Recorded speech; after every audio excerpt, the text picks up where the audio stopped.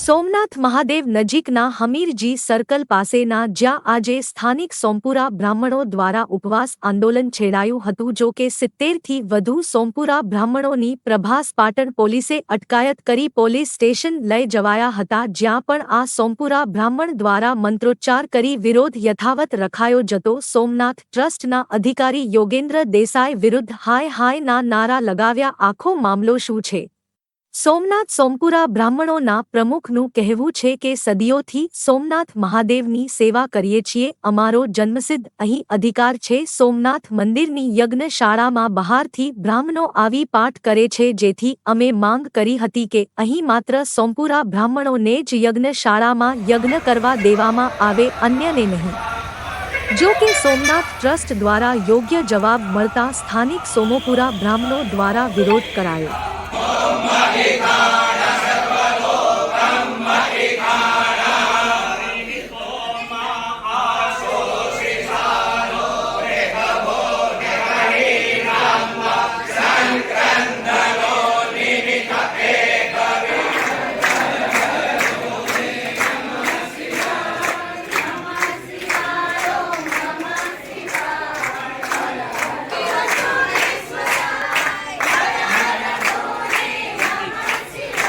સોમનાથ, હું સોમપુરા બ્રાહ્મણ સમાજ ઉપપ્રમુખ જયવર્ધન જાની।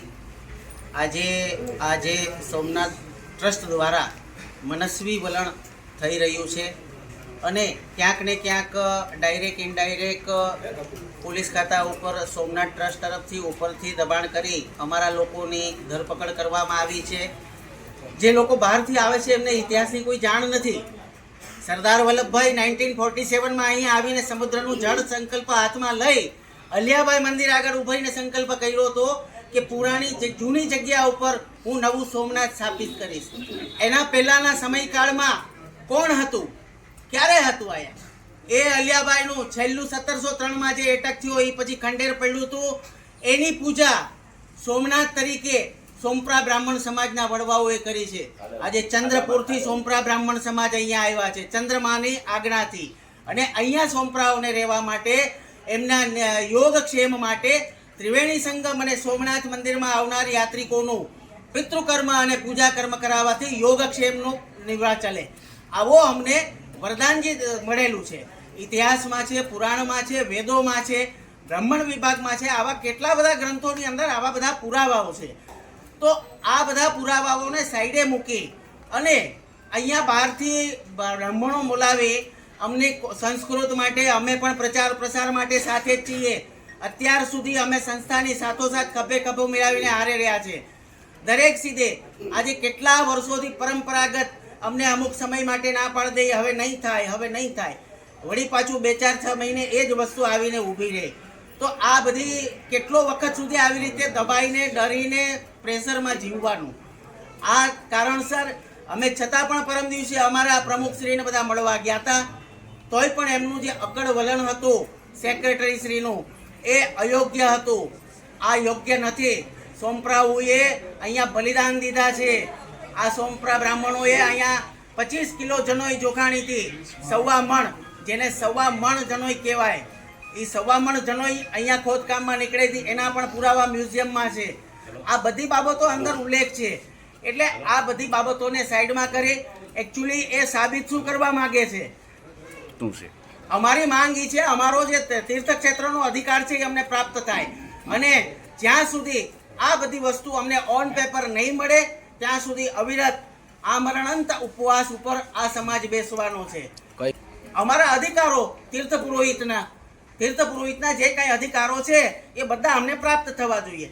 જ્યાં સુધી લેખિત ઓર્ડર અમને નહીં પ્રાપ્ત થાય ત્યાં સુધી અમે આ બાબત અહીંયા ને અહીંયા બેસશું, આવો અમારો સંકલ્પ છે। અને સોમનાથ દાદા અમારી સાથે છે, અમારી માં ત્રિવેણી, મહિષમર્દિની, બ્રહ્મેશ્વર, આ બધા અમારા ઈષ્ટદેવ અમારી સાથે છે। જય સોમનાથ। આજ ઇતિહાસમાં પહેલી વખત પ્રભાસ પાટણમાં એવું બન્યું છે કે શ્રી સોમપુરા બ્રાહ્મણ સમાજ ની પોલીસ સ્ટેશનમાં પોલીસ દ્વારા ધરપકડ કરવામાં આવી। આખો સમાજ આજે પોતાના અસ્તિત્વ માટેની લડાઈ માટે બેઠો હતો. અમને સોમનાથ દાદા છે એ અમારા ઈષ્ટદેવ છે, અમારા જ નહીં, આખા ગામના, અમારી આખી રોજીરોટી આખા ગામની સોમનાથ મંદિર ઉપર છે. સોમનાથ સાથે આજ સદીઓથી શ્રી સોમપરા બ્રાહ્મણ સમાજ છે એ જોડાયેલો છે.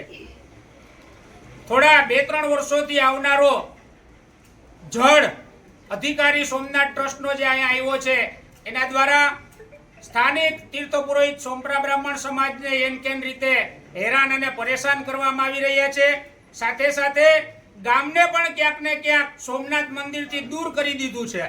અત્યારે ગામ અને સોમનાથ સોમપરા બ્રાહ્મણ સમાજ બેયને એક સોમનાથ ટ્રસ્ટે અલગ કરી દીધા હોય એવું હાલ વર્તન કર્યું છે. ખાસ કરીને અમારો તો શ્રી સોમપરા બ્રાહ્મણ સમાજનો જ્યારે ચંદ્રમાએ સોમનાથ મહાદેવની સ્થાપના કરી ત્યારથી અમારો નાતો છે. સોમનાથ અમારો બાપ છે, સોમનાથ અમારા ગામનો બાપ છે. આ જોઈને અમે સોમનાથ મંદિર સાથે જોડાયેલા છે. અત્યાર સુધી સોમનાથ ટ્રસ્ટ અને સોમપરા બ્રાહ્મણ સમાજ સ્થાનિક એ સિક્કાની બે બાજુ અમે કહેતા હતા અત્યાર સુધી, પણ હવે એ કહેવામાં શરમ આવે. હવે અમે એવું બોલશું કે સોમનાથ ને સોમપરા ઈ બે સિક્કાની બે બાજુ છે. સોમનાથ ટ્રસ્ટ છે એ અમારાથી અળગું પડી ગયું છે.